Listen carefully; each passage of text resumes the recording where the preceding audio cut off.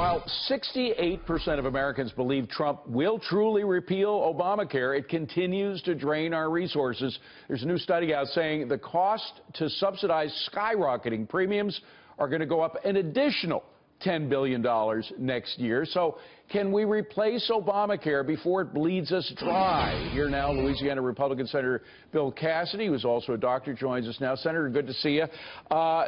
We put up how much these subsidies are going up, and it goes from $32.8 billion all the way up to $42.6 billion because of the premiums going up. These are the subsidies that taxpayers are paying for. Wouldn't it just be cheaper to cut a check for all those who are uninsured out of that $42 billion? We can certainly do something cheaper than Obamacare.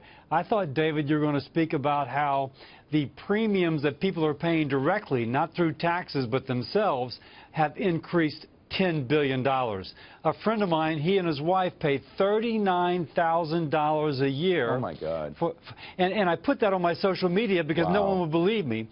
We can do better. It starts with repealing and replacing Obamacare. You know, you add up all the costs, though, the ones that you just mentioned, of the costs that normal people don't need subsidies are paying for, plus the subsidies, plus the deductibles. I mean, a lot of people are saying they won't go to the doctor anymore because they'll never reach the top of their deductible, which is $10,000 or $12,000 now.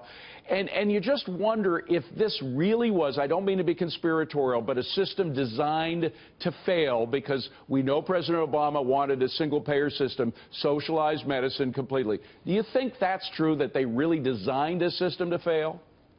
Barney Frank certainly said at some point, hey, with this bill we'll get the single payer. But I think the people that wrote the Affordable or the Unaffordable Care Act really believe in the ability of government to tell us how to live our lives, and we do exactly what they say. Our replace bills give the patient the power. And once you give the patient the power, things get better. But how do you unwind? I mean, as I said, this $10 billion is going to be needed next year. How do you unwind this massive change that Obamacare meant for a health care system in an orderly fashion without it costing billions more? You don't do it on a dime.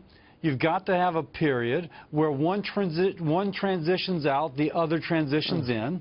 But with that, you do have the ability to lower cost.